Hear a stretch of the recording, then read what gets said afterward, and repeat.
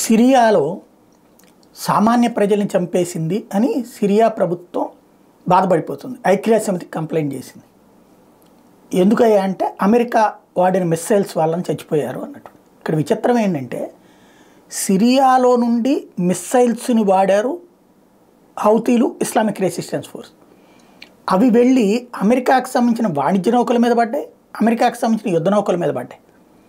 దానికి ప్రతీకారంగా వాళ్ళు మిస్సైల్ దాడి చేశారు. అంటే తన దేశంలో తీవ్రవాద సంస్థలు హెజ్బుల్లా అక్కడే ఉంది, హౌతీ అక్కడే ఉంది, ఇస్లామిక్ రెసిస్టెన్స్ ఫోర్స్ అక్కడే ఉంది, ఇస్లామిక్ జిహాద్ సంస్థ అక్కడే ఉంది. దాదాపుగా 10 ఉగ్రవాద సంస్థలు సిరియా నుండి రోజు యుద్ధం చేస్తూనే ఉంటాయి.